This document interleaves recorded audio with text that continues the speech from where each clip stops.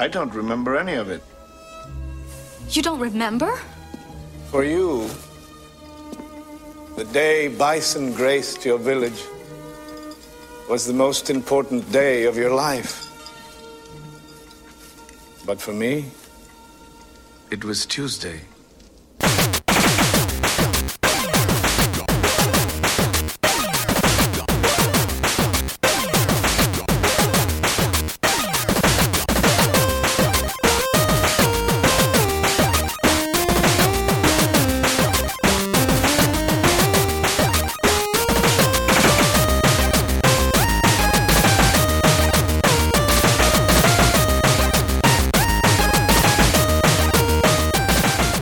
Welcome to the Rated G for Gamers podcast, episode 181. Just a reminder before we start that you can find us on Facebook, Twitter, Instagram, and YouTube at Rated G for Gamers. Please rate and review us on iTunes and Spotify. We appreciate all the love.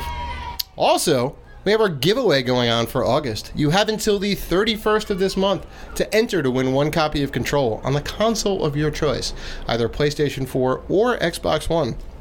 Head on over to our Twitter, at RatedG4Gamers, for contest rules and entry details. I'm your host, Dave Rotino, and this is my co-host, Dan, the podcaster formerly known as Classic Robinson. What's going on, man? Dan, it is a monumentous occasion. Raise a glass. It is the Rated G 4-year anniversary. Woo! 4 years. I know. 4 long years. Why you gotta say it like that, Dan? That's how everybody says it. No, I don't. No. Four exciting, jam-packed, fun-filled years. Listen, I was with a friend when I went to a beach. I went to a private beach last week. I think we talked about it. And I didn't know my friend had a girlfriend. Right. And I met her. She's a nice lady. I was like, "How long have you guys been together?" She was like, 4 long years. Yeah, exactly. You know what that sounds like, Dan? It sounds like it's been a miserable 4 years. When me and my boss, I work in a legal field. My boss left, went to another law firm. He bought he brought me with him, right? And then we had a meeting with all the attorneys, all the attorneys of the firm. Right. And he had to go around. Everyone went around to talk a little bit about themselves, so we could all get familiar with each other. And they got to me, and at that time, I worked for my boss for, wait for it. 4 long years. I bet he gave you a look. Everybody started laughing. Yeah, right? See? That's the magic number. 4 long years. Oh, Dan, it's been fun all the way. It has been. I gotta say, I totally forgot this was like our 4-year anniversary. I know. I had to remind you of that. Well, I mean, you're getting old, Dan. You're getting up there in age. Did you buy me a present? I did not. For our anniversary. Did you buy me a present, Dan? I forgot. Of course you did. I forgot about it. No. We don't need to get into all that. But I have to say, this wouldn't have started without you. Because you had the nugget. You had the idea. You wanted to do something. And the chicken nuggets. You got some chicken nuggets. Some chicken nuggets of an idea. And I thought it was a great idea because I always thought it'd be kind of fun to do that, but I didn't know what to do. And then you came along and said, I want to do something video game related. I said, I get down with that. Well, you turned down every idea I had. I said, you know what? Why don't we do a YouTube channel? It's so much work, Dan. Why don't we shoot a video? So much work. Look, I know I look pretty, but it takes a lot of work to look this pretty. A lot of work. Yeah. Long day worth of prep. Yeah. That's a lot of work. We possibly are trying to break into new avenues of media, right? Maybe. We'll see. It's fair. We'll see what 2020 brings us. Right. We have some things in the hopper, so I mean, stay tuned for that. But yeah, you're right. I'm like, look, I could probably commit to doing something on the microphones, maybe like an audio thing or something like that. We talk about games. It seems like pretty easy to do. Like I knew a little bit about audio design and all that. And podcasting was just like the natural next step. Oh yeah, it was. This all came together pretty quickly. We did it over the summertime of 2015. Yeah. I mean, we kind of brainstormed some ideas for names. We came up with a ton of names. Oh God, let's not go over that. There's a lot of terrible names we had there. Yeah. So I think it may have been me that came up with Rated G for Gamers, and that kind of stuck. You had the great idea of using the ESRB logo, and that was the thing. And you're like, oh, maybe we could do it like that. And, I kind of ran with that a little bit. Well, I think, no, you can't. Well, I mean, now we're doing a little bit behind the scenes. I think That's fine. You said, let's do I think you said rated, you didn't say rated G for gamers. I formed it into like for gamers because we looked up domain names, we looked up other podcasts, and I was like, how about we do it for? I think you said like rated G or something like that, and I was like, and I said, what's the G stand for? And you're like, for gamers. Yeah, and I was just like, there you go. I was like, that's cheesy. Rated G for gamers. And he was like, I was like, rated G is not working. Well, why don't we do for gamers then? Yeah. All right, and just spell it out. Yeah, and that's sort of how it morphed. Yeah, and everyone we tell the name to was like, oh, it's a really clever name. And thus, Rated G was born. Yeah. So I'm sure that story will change at some point when our 8-year anniversary. Well, David will be like, well, we'll here's to the next we'll four. Cheers. Yeah. And it'll be like, no, Dan, you came up with the name. And I said for gamers. We totally forgot. Yeah. So, well, listen, let's keep it rolling. Let's go for another 4 years and episode, I don't know, 300 something, probably 400 something. It'll be 400. Yeah, I think we had a little bit too much to drink. We can't even add. Well, speak for yourself. We can't multiply. Speak for yourself. All right, you're definitely keeping up the narrative that I need to get you a copy of Donkey Kong Jr. because you need to work on your math skills. We need to work. I need to work on my math skills. Yeah, well, it's episode 362. It would be 360. Well, if we keep on track, we did definitely miss a couple of weeks. We did. For whatever reason. All right, 400. Let's just not miss. About there. Let's do 400. Sure. All right. So how was your weekend?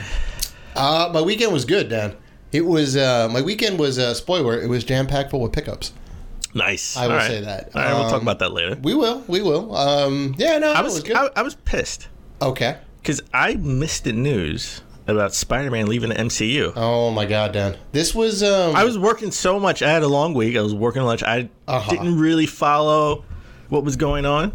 Yeah, this sent shockwaves through the comic community. And then, like on Friday, it was like, that's when after work, that's when your weekend starts. That's right.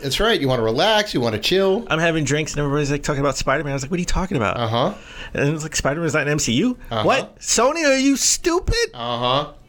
So, as we know it now, Sony and Marvel could not come to a deal, right? Obviously, Phase 4 of the MCU is over.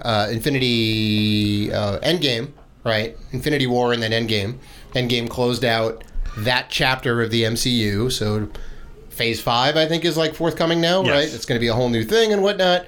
Apparently, Sony and Marvel couldn't ink out Sony and Disney, I guess, couldn't ink out a deal. Disney wasn't making. I don't think they were making anything from the Spider-Man movies, but they had control, right? They did, and they could use Spider-Man in the MCU, all right. And then I'm sure they can get some residuals from the movies because like Iron Man was in both of them, right? I'm sure or mentioned in them. Like I know that Marvel got 5% of the profits from every movie that Spider-Man starred in that Sony didn't produce, right? So they were getting a little bit on the back end. Marvel got the opportunity to bring Spider-Man into the MCU, which is great. That whole storyline was like... Well, really Sony, cool. You mean Sony made 5%. Sony made 5%, yeah, and all that. So Sony was making out pretty well, And they got the exclusive rights for the game for PS4. Right. So there's like all sorts of good stuff going on. Which we will talk about later in the show. More Spider-Man news. Yeah, so like I'm curious.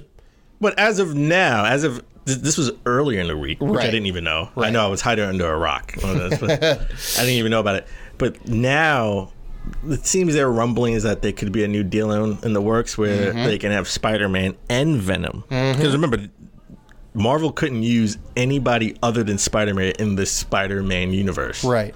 That's why that Venom movie had no tie-in to the MCU at all. Had no mention of Spider-Man. Right. Which is a little weird, They have a Venom movie with no Spider-Man? Yeah. Just like no tie-ins whatsoever to any of the other Marvel entities. But yeah, Spider-Man specifically, they had a long storyline since the 70s, maybe? Spider-Man and Venom? Yeah. Yeah. I think they're synonymous. Besides what was Dr. Doom like prevalent in Spider-Man comics? Dr. Doom was a Fantastic Four villain, I thought. He's a Fantastic Four villain, but I'm sure there was some crossover. There had to be. There was some crossover too. No, Kingpin. Kingpin was a big. Kingpin's the one. Spider-Man, but he had crossover with the Defenders where there's always like the little loopholes, right? Because like Marvel could use Quicksilver and Scarlet Witch, and then Fox, when they owned X-Men, they can use Quicksilver and Scarlet Witch because there was a loophole because they were prevalent in both comics. Right. Same thing with Kingpin. There was the same thing with Kingpin. Interesting. So or maybe not. They never used Kingpin in any of the movies prior. Yeah. Well, any Spider-Man movie, and there was no mention of the Kingpin. Kingpin was in Daredevil. He was in Daredevil. The only movie as a villain, I think. Both the TV show and the Ben Affleck movie. The Ben Affleck movie was under Fox, though. Remember at the time, and Elektra, the terrible Elektra movie. Oh God, yeah. Let's not remember the dark that, time in the early 2000s. So I think the Kingpin was more prevalent in the Defenders than he was in Spider-Man. So Marvel got Kingpin back when they got Daredevil back. Right. Even though Kingpin was used in Spider-Man, I guess they could have used him in Spider-Man. I don't know. I don't know. I don't know the exact terms of it. It gets a little convoluted. This is where the lawyers come in and work all that stuff out, right? They find the loopholes. They make it happen. Who thought there would be like these smart lawyers talking about comic book?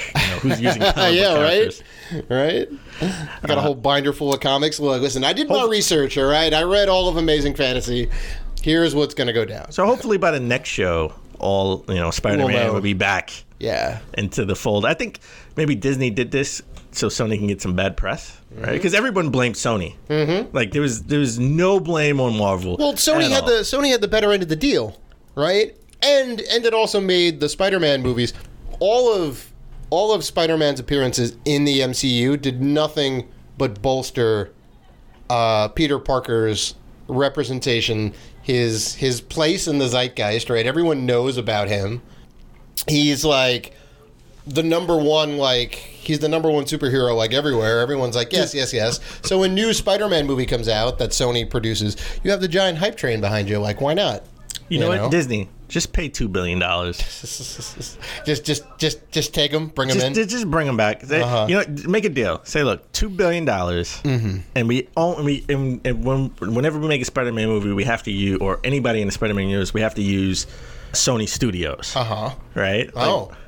We got to use the Sony Studios to make the movie. So we're still paying you because we got to pay for your facilities. Right, exactly. Rent it all out. The money going right back to you anyway. Yeah. Just buy it flat out. Yeah. Let's get this over with. This is this and the Hulk, because Universal Studios owns the Hulk. The rights to Hulk movie.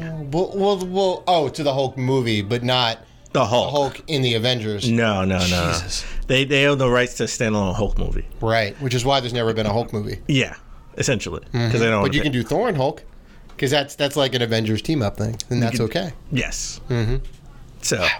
Wild, man. Well, speaking of Disney, they were back in the fold for D23 Expo. Yep. And they announced some more shows coming to the streaming service. Wait. D23, the Mighty Ducks. Is that a? I didn't even. I forgot about the Mighty Ducks. That shows how old. That shows how old you are. D2, the Mighty. You were like 10 when that movie came out. Get out of here. Maybe like 9. Oh, whatever. Okay, yeah, sure. You were in high school, so it's more prevalent for you. I was in college, I thought. Come on, you're right. Get your numbers right, Donkey Kong Jr. Yeah, you just graduated out of college. Yeah, of course. You're in grad school. Yeah, so Disney does their big expo, D23, down in Florida, I think. And they had a bunch of stuff to go over, right? Yeah, and they reiterated Phase 5. They officially announced Black Panther 2 coming in 2021 or 2022, I think. Okay. Is it 2021, 2022? I can't find it right now. But the big thing was more shows for their service. Miss Marvel, but I don't know much about Miss Marvel. I gotta be honest. Neither do I. This again, I'm gonna have to pull some old comic books and trading cards. All I know of Miss Marvel is she's always in a BuzzFeed listicle of the 10 superheroes that need to come to the MCU. Miss Marvel's always in the mix. And then another obscure Marvel character is Moon Knight. He's another one that's in the top 10 listicle. I know, but I remember Moon Knight just from the trading cards. Not so much a comic book. You had those cards. You have the complete set from the early 90s, don't you? I have the complete set of the first three series of trading cards from Marvel back in the 90s. Those things were super cool. I never actually got around to owning those. It took me forever to get it. Right. You kept on buying packs. Kept on buying packs and then doing trades for the ones I didn't have. So Moon Knight, I don't know. I still don't. Miss Marvel, I know nothing about. I have to actually look that up. Moon Knight, I know a little bit about. I don't know much about either, but at least I heard of him. Right. Yeah. Right? I got a little bit of name recognition. Yeah. Miss Marvel always got mixed up with Captain Marvel to me. Yes. Right. Because how do you was Marvel? Was what like she Miss Marvel and then Captain Marvel? No, I thought they were the same character, to be honest. Right. But I know a lot about She-Hulk.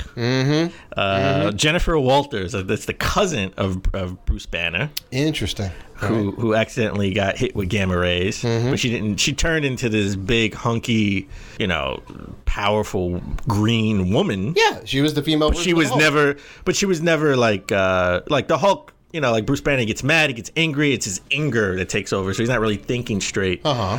She's a little more considered, and where she is herself, it's her brain, but she has all the powers, just like we saw in Endgame. So the brain and brawn. Brain and brawn, yeah. Yeah. Where the Hulk finally embraces both sides. Yes. Which I thought was an amazing part. He's like, no, well, we're going to harness it. This is just me now. All right, I'm going to be a hulked out dude, but still wear the glasses. So this I got to be honest. This whole Disney Plus thing is a great deal. You got all the Disney. You have the Disney library, the movies, new TV shows. I'm sure they're going to announce new movies only for Disney Plus, and I am all in. For $12.99, you can get Disney Plus, Hulu, and Hulu is mainly like TV shows and stuff. There's some original programming movies, but it's mostly a lot of TV stuff. You mostly want the TV. Yeah, you get it for the TV stuff. And then ESPN, which I'm a big sports guy anyway. Yeah. So why not? I'm all in for $12.99. I'm 100% in for that too, because I think I'm paying $11.99 for the Hulu subscription now. Oh my god! For like $1 more, I get everything. Highway robbery. Right, and I was just reading that the Disney Plus service will support HDR, will support 4K, will support all the new sound formats like Dolby Atmos and DTS Master and all that other stuff. So if your TV and surround sound system support it, you need to get on this train. Like it's super high quality. So I'm excited. So I'm definitely gonna get this. I'm all in. Yeah. Probably gonna cancel my Netflix. I'm sorry. I barely. Nah, I can't do that. I can't go that far. There is still some good stuff on Netflix. I honestly don't really watch Netflix. You got to get in on Master of None. Stranger Things is great. Oh, Stranger Things, okay. I mean that. Stranger, you're gonna have to borrow my account. I'll have to borrow somebody's account to watch Stranger. It's gonna take a lot more than Stranger Things, which probably only has another season or two left, right? We talked about 2 more, yeah. So we're going to season 5. Yeah, so it's not going to be enough for me to pay $12.99. There's a lot more, Dan. The Ballad of Buster Scruggs, fantastic movie. There are a bunch of vignettes. It's a good movie. No. What was that movie you told me to watch? And I actually watched the Russian doll. Russian Doll, the TV series. Russian Doll. Yeah. See? Also good. That's coming back for another season, I think. Yeah, not enough. I'll borrow your account. Not enough. All right. I'm not gonna try and convince you otherwise. But I am super excited. Something else. I mean, it was just news. Matrix 4 is coming back. I know. I've been wanting a Matrix 4 because they need to fix. Matrix 3 sucked. The Matrix 2 and 3 sucked.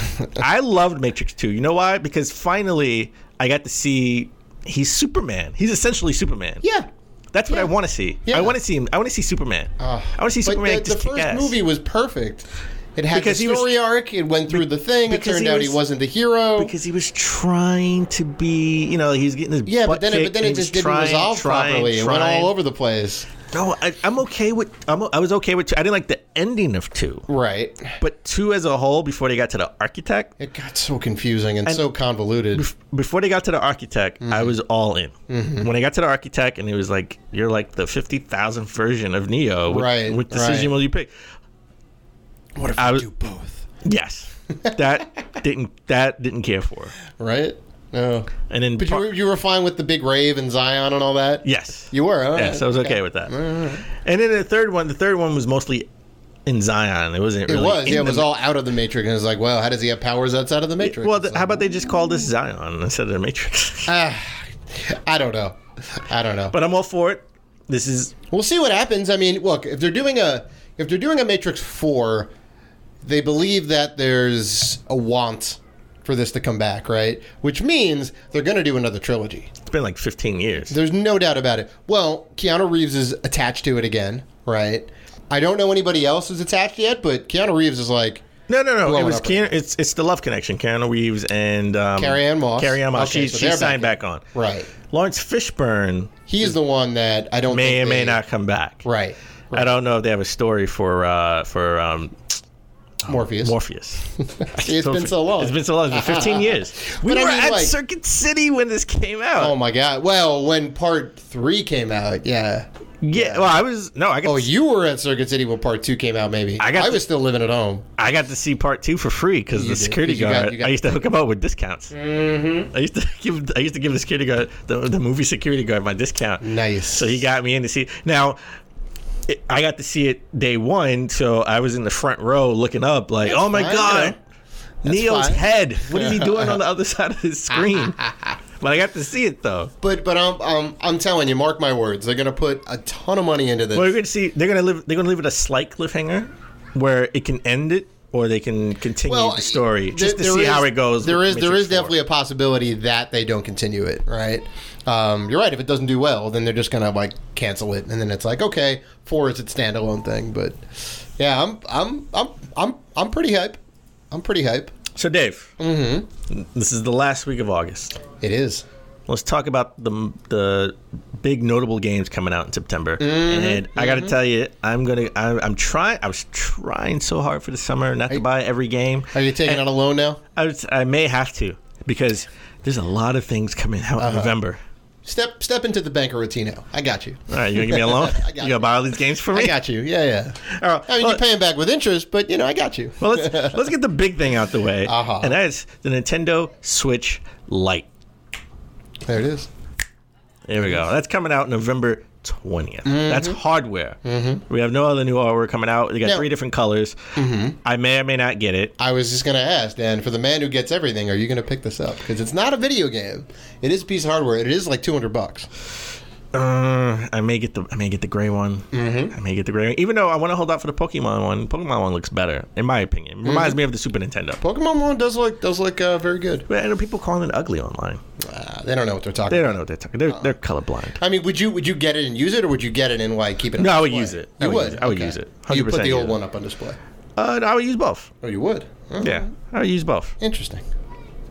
All right, well, let's start at the beginning. September 3rd, we have Catherine Full Body coming out for PS4 and Xbox One.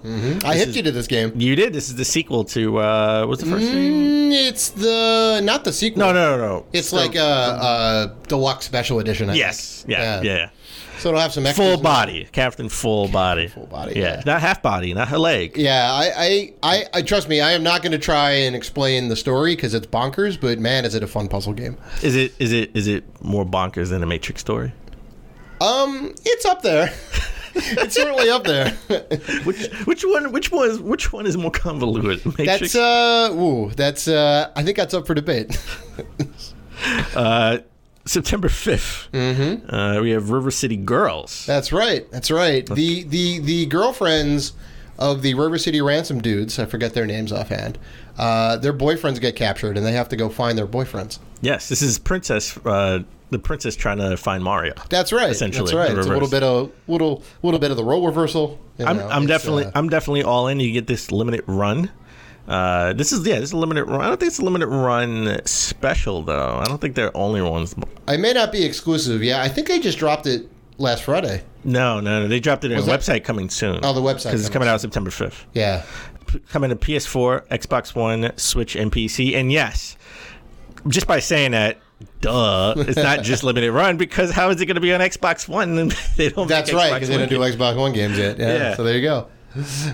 But you can, if you wanted to buy it from limited run, you could buy it for the PS4 version and the Switch version. There you go. A game that I'm semi You always get these games. Too is you always get these games. NBA 2K20. Mm-hmm. We'll talk about new story mode later on in the show. But that's coming out PS4, Xbox One, Switch, and PC September 6th. I do always get them. I may not get them day one, but because I'm not gonna lie, because I'm a big NBA fan and the Warriors are no more because Kevin Durant left, came to the Brooklyn Nets. Oh, that's a good pickup. It's wide open right now of who's going to win. So I may pick it. I may just pick this out. There you go. Play with the Clippers. Sorry, Toronto. Yeah, play with the Clippers. You just went through this whole thing about the dynasty is over, and now we got Kevin Durant, a little bit of hometown pride. Whoa, you don't play as the Nets? Whoa. First of all, I'm not from Brooklyn. I'm a Knicks fan. Okay? And You're from New York. And They're a New York team. And well, you know what? They smoked my Knicks. So you know what? They can go to hell. Okay? All right? They teased us. They teased us all year. They were coming to the Knicks. Kyrie's coming to the Knicks. Yeah. He wants to come to the Knicks. And KD, first of all, he's hurt. So there's no way Brooklyn's going to win a championship this year. He'll get better this time. But if KD didn't get hurt, I think they would have came to the Knicks. But since KD got hurt, it's like Kyrie's like, I'm going to be by myself for a year. You're going to have to follow me. And I want to go to Brooklyn. Well, there you go. All right. So, you know what? No. All right. I'm playing as the Clippers. Kawhi Leonard. So funny. Kawhi Leonard as the Clippers. All right. I'm not going to get this on the Switch. You just like... That was like middle of the movie. And then you're like, oh, I see dead people the whole entire movie. He was dead the whole time. Yeah. Threw me for a loop, Dan. He threw me for a loop. Playing as the Clippers, baby. Oh, that's funny. A game I've been highly anticipating. Oh, we have been highly anticipating. Coming out September 10th for the Xbox One and PC, and has Gears 5. No, not of War. Just Gears 5. Just Gears 5. You know, they're slimming down. They're slimming down for the new year, right? Cutting a little bit of the fat off. Cutting that Xbox One fat off. Oh, Dan. It is. This is big because it is an Xbox One exclusive, console exclusive at least. This is kind of their big thing other than Halo. It's their kind of flagship, right? Gears is made by what? The Coalition now? Yeah. It used to be made by Epic. Now it's by the Coalition. It's pretty much like the Spyro games of old or the Uncharted games of old. They weren't made in-house, but they're made exclusively for that system. Gears, my favorite Xbox franchise. There you go. It's my Xbox Uncharted. Not Halo, but Gears. Yeah. Well, now they got some good new modes coming in there. There's that like extraction mode where it's like 3 people in, you got to get in, like plant a bomb and then make your way out, which is like kind of neat. So I think. Oh, you gonna get this? Oh yeah, I'm gonna get this. You want to play? We gotta get a third person. We definitely need to do that. Trust me. We get some people together. We got a crew. I'm gonna play with my Duke controller, my Hyperkin Duke controller. Hey man. No, I'm not gonna fault you. Go ahead, go for it. If I buy you one, would you play with it? Would you play with the Duke controller? I mean, I'd have to at least once. All right, moving on. September 13th. A game. Maybe. I'm kind of salty I didn't get this free code back in PAX. Oh, Dan, come on now. Come on now. Borderlands 3 coming out for PS4, Xbox One. Stadia. Never thought I'd be saying that in PC. Right. You know, you have to recognize. It's a platform. There is no Switch version coming, sadly. That we know of yet. There's probably a deluxe version coming out on the Switch next year. I bet they'll make like a pared down version for the Switch. It would be perfect. People would go nuts over this. Well, speaking of the Switch, while people are playing Borderlands 3 September 13th, if you have a Switch September 13th, you could be playing Daemon X Machina. Did you play the demo for this? I did. It was okay. I wasn't so crazy about this. Not about the whole like mech customize, running around, circle strafe, and all that stuff. No, it's just something that it would need high reviews for me to get it day one. I can. If it had a good story mode, I think you'd be in. If it had a good story mode, I would be in for. And if it may have a good story mode. Yeah, they haven't advertised it at all. It's going to be a very Japanese story. It is a very Japanese thing. Giant mechs fighting and all that. Like, so who knows? You know, I may pick this game up. I don't know. There is a lot coming out this month, like you were saying. So yeah, I think I may have to pick and choose.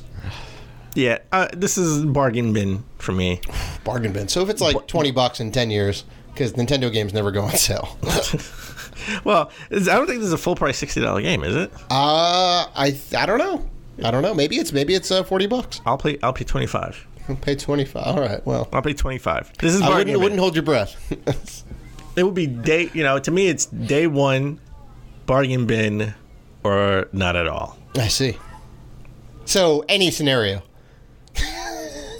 Yeah, I'm good with it. If you see the game or you see the game on sale, it's like, all right, okay. Nah, bargain bin. This is a bargain bin for me. Okay.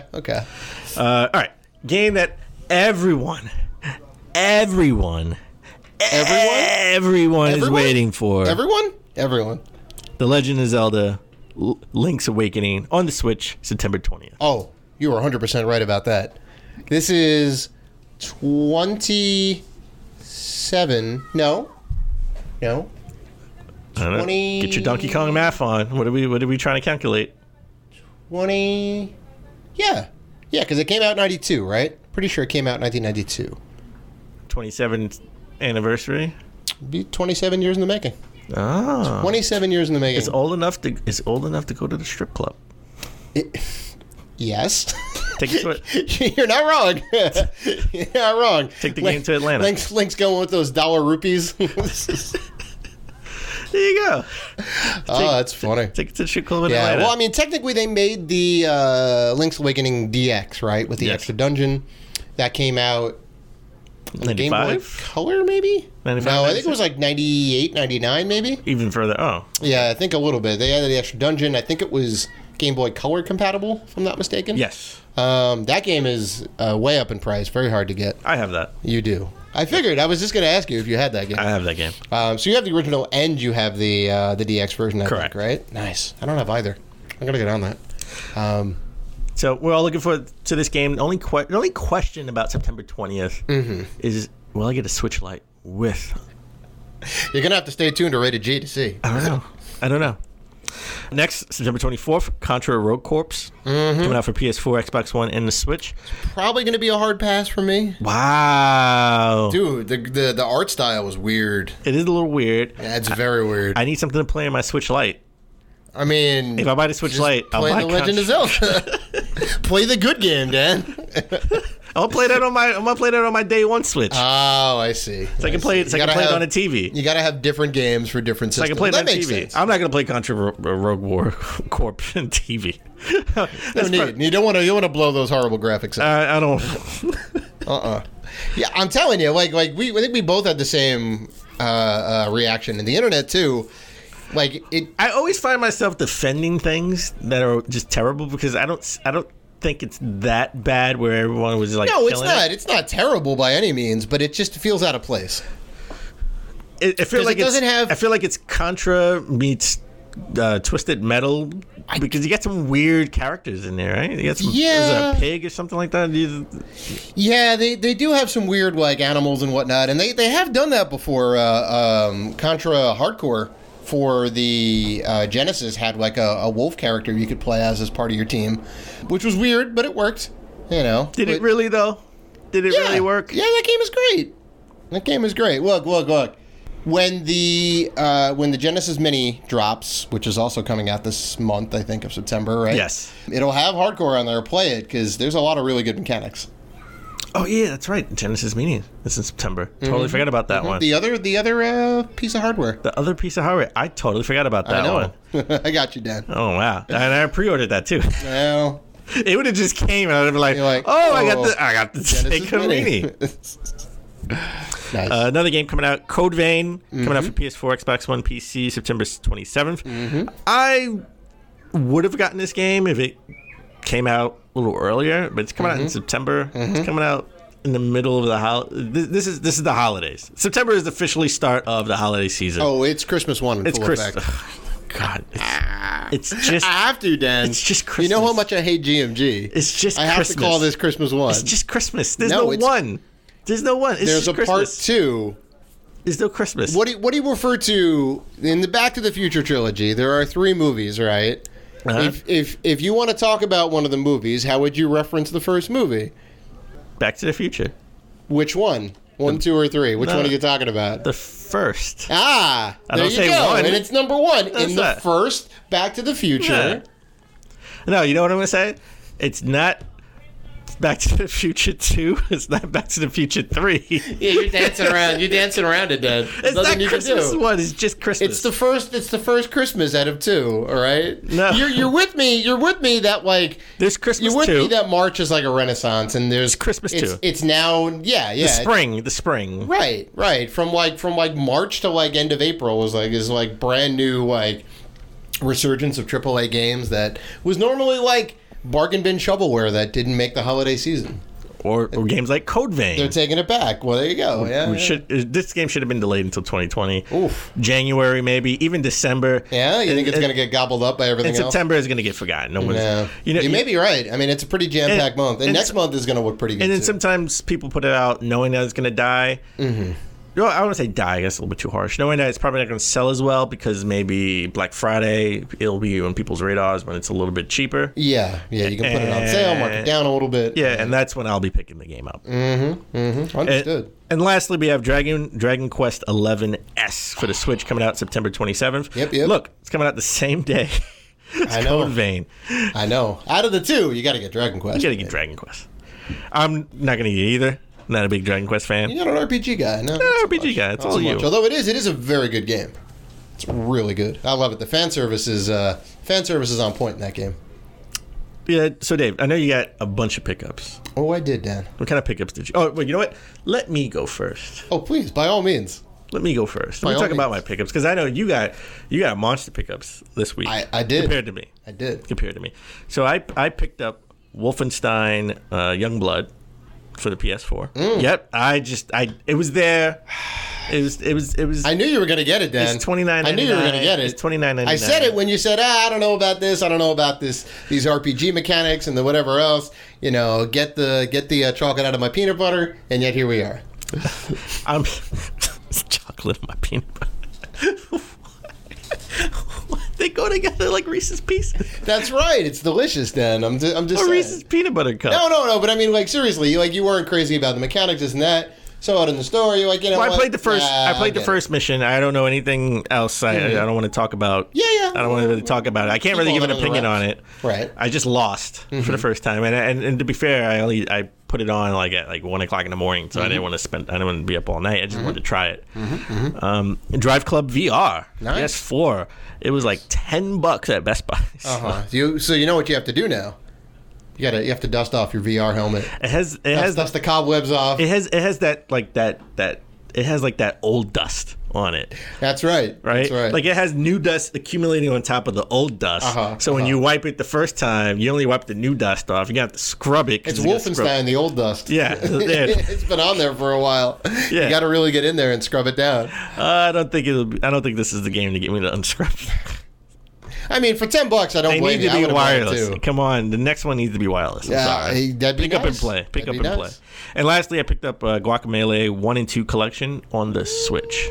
That is fantastic. Comes with a poster. Love Guacamelee. Comes with the manual, and each and every other page on the manual is the manual for Guacamelee 1, Guacamelee 2. So every time you turn the page, it's Guacamelee 1, Guacamelee 2, Guacamelee 1, 2. That's interesting. So the left side and then the right side. Yes. Interesting way to do it. I love that first game. The like Super Turbo Mega Edition that came out. Which I have for the PS4. Right. It was out on Xbox One for free way back when. And I was like, yeah, because I heard a lot of people talking about it. I'll try it. It's like a Metroidvania. Oh my God, is that game good. The graphics and sound in that game, ooh, they are on point. I love that soundtrack. It's too good. It's too good. 2 I haven't played yet. I need to get... How much is the collection? It's $40. $39.99. Okay. I may have to get it, especially if it's on the Switch. I mean, I gotta up my Switch collection. So, tell me about your pickups. Oh, Dan. There are... I'm gonna save everybody some time because there are far too many to mention. I did get a heavy amount of pickups yesterday for an amazing price. I was using all those like local apps, right? You know, all the ones on your phone. that are just like, oh, here's what's going on in our neighborhood. People are selling this stuff, and people are selling this stuff, and you gotta politic a little bit, and you gotta be like, hey, you still have these games. I'm looking to buy them. I'm a gamer. Yada yada yada. Long story short, like over 20 games for $20. Nice. So less than $1 a game. They were great. Tons of 360 games. You can see them all on the Instagram. One thing that's pretty good is that I hit up a place that's near my work down in the financial district. It's a tiny little electronics store. Nice little family. I think it's a husband and wife type run business. Not like a GameStop chain store or anything like that. And the guy's got video games in the back. Got a lot of video games in the back, and he's got a lot of old stock. He's got PS3, Xbox 360. He's got some old DS games. So he'll work with you on the price because he knows those games aren't moving. So I got a bunch of games sealed for like $10. Golden Sun for the DS in the mix. Nice. That was probably the crown jewel. I was very happy about that. That's well under the complete in box price, let alone the brand new price. So that's in there. I got a couple pickups from GameStop. So it was a good week. I'll say that.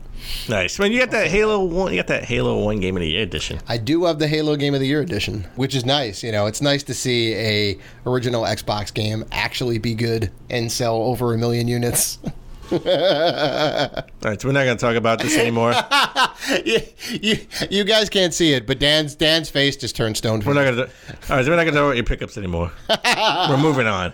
Well, that's it. I'm done. I'm out of pickups, so we're good. You're going to disgrace the most underrated console of all time. Dan's dying on that ship. The Dreamcast 2. Dan is dying AKA on that the original Xbox. Hey, it had some good games for it. I was acknowledging that Halo was one of those good games. Sure. Dave, as we always try to start the show but epically fail, what have you been playing? My favorite part of the show, Dan. And you'll be very happy because I'm playing a game with a hearty story mode. Nice. Enough. Yeah, the new Uncharted? No. Come on. Although I do need to get back to Uncharted. I'm like in the beginning of Uncharted 2, so got to make that happen. I got lost in the first museum or something. But anyway, I've been playing FIFA 19 the story mode, which is great because I didn't finish the story mode of 18, but you find out very quickly that Alex Hunter, the main protagonist of 18, had a sister, and that was kind of like a major revelation. Like towards the end of that game, you're like, oh, I have a sister. She's a white girl. Because Alex Hunter's a black dude, so it was a little like turning on its head, and it's like his dad had, I guess it was like his wife, and then he remarried to somebody else maybe or something, had this sister, and it's like, oh, holy shit. So they got to like, bond and whatever. She's a soccer star, he's a soccer star. So you get to play as them two, and you also get to play as this guy, Danny Williams, who's the third guy in the mix. So it's like the three of them, and then you can kind of choose like who you finish the story with. Like you eventually like branch off and do all that. So, you play soccer, you handle your social life, you make decisions in the game that impact how the story goes. You can choose what teams you go to. You can choose like, you make managerial decisions and this and that, like in the middle. It's still like a soccer game, but they like add a little bit more to it. So I'm super hype about it. Like it's pretty good. I'm actually winning matches, funny enough. Okay. I'm doing decently at the game, Dan. That's what I'm saying. Well, what's the difficulty level? Well, it depends. Depending on the team you choose. Like, so where I'm at, I went with Danny Williams, and you choose one of the European teams to go as in the Premier League, which I think there's maybe like 12 or 14. And like some teams, like your win condition is like finish in the top 6. Some of them are you have to win the title, you have to win the cup, right? So I think I went with Manchester United, which is like, of course you would. This is like one of the top teams. It's like the Yankees, like the Yankees of soccer. Yeah, exactly. Football. Well, they're a great team. I'm gonna have a lot of good people behind me. I was like, all right, I can do this. Their win condition is win the cup. So that's what I have to do. So far so good. Like I won like the little friendlies cup thing that happened, and now I'm on to like, whatever else is going to happen. I think I was in Tokyo doing like a friendly thing and then heading back to England to do like the Premier League stuff. So, yeah. So I played a little bit of Wolfenstein, Youngblood. Mm-hmm. What do you think so far? Because I know you were like a little bit And the new mechanics that they tried to add into it? It's not even the mechanics. I'm okay with the mechanics. It's sort of how it's presented. It's not just linear based. Mm-hmm. Right, like all the other Wolfenstein games. Right. It's not just which I haven't experienced yet. Mm-hmm. So far, it's been, this is who I am. We went through the story.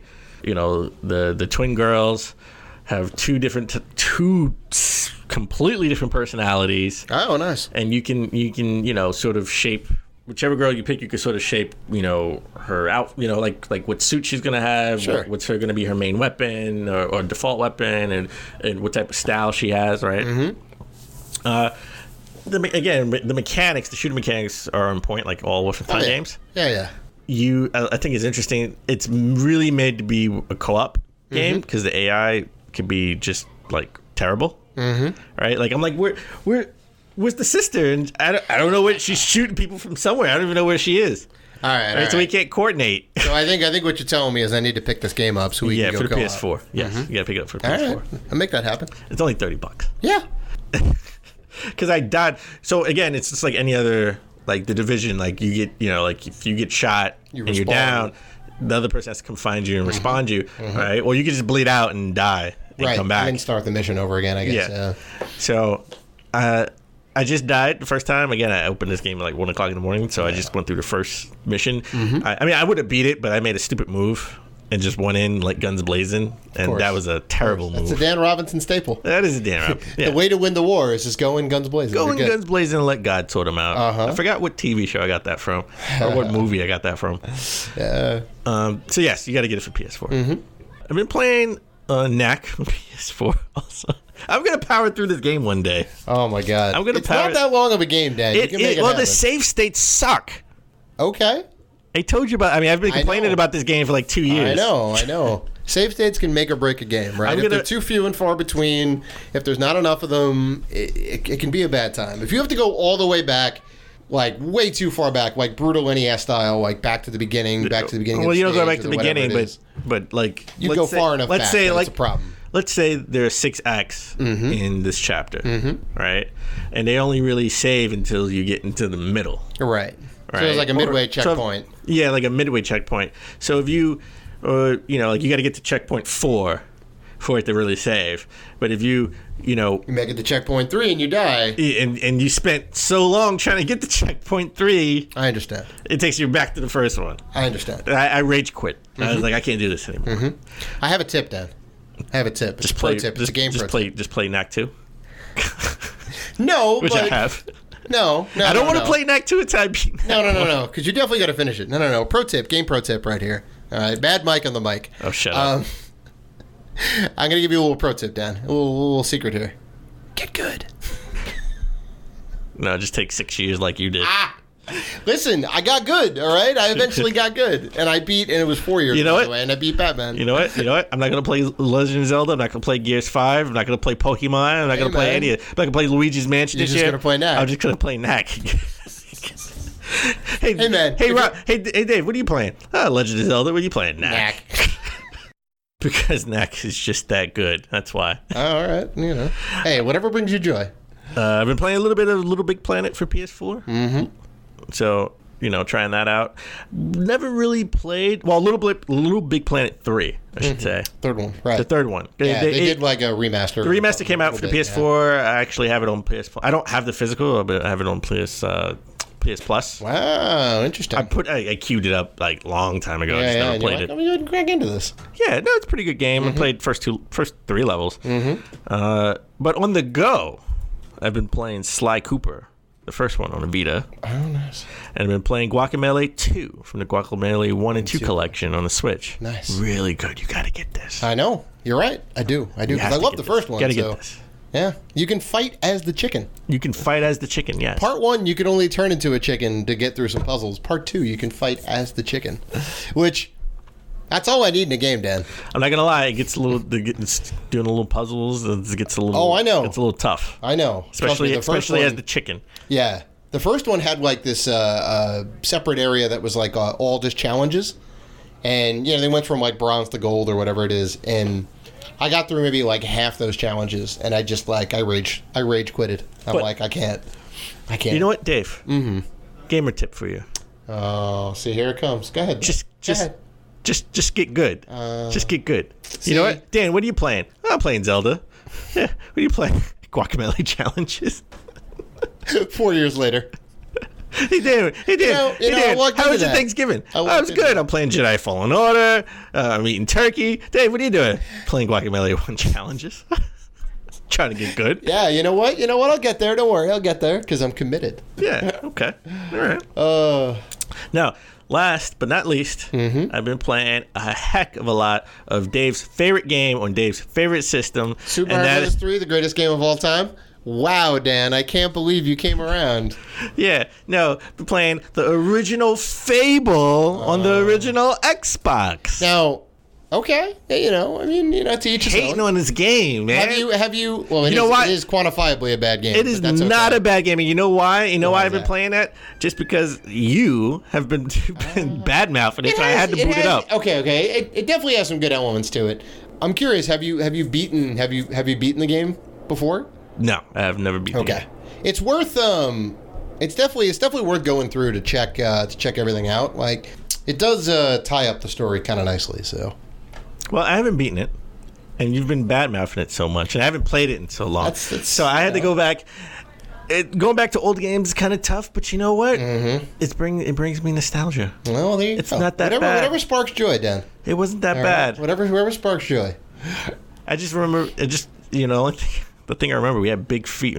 All the characters had big feet back in those days. Everything was stylized, yeah. Yeah. Because they couldn't separate the toad in the polygons. It's just the big honking feet. Yeah, I was like, man, my feet is big like Shaquille O'Neal's feet back in the day on all these old games. Funny. But from a mechanic standpoint, not bad. I played with the Duke controller, not that bad. I did switch. I love how you have to quantify it. I did switch to the it's not that bad. It's not that bad. Glowing review. Tan Robinson, 5.5. I beat a way out with the Duke controller. I used a HyperKid Duke controller, and I beat a way out with you. You did, yeah. Exclusively with the Duke controller. Mm-hmm. Okay, so it's not that bad. Okay, again, all right. So why don't we take a break, and we'll come back. We'll get into the top gaming news of last week.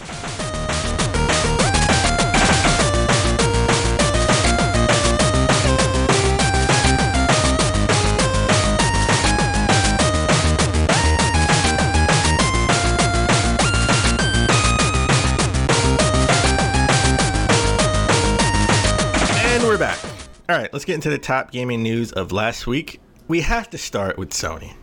Sony shocked everyone when they purchased Insomniac Games. The longtime staple of the PlayStation ecosystem, I think. Ratchet and Clank. Resistance. Spyro the Dragon, among other things. Resistance.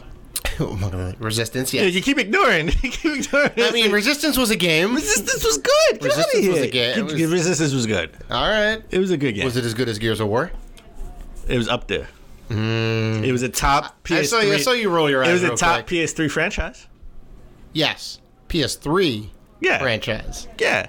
PS3 franchise. And now, and I love how you're trying to qualify it. So they have made some good games, mostly on the PlayStation. I think their one notable exception that I know of is Sunset Overdrive.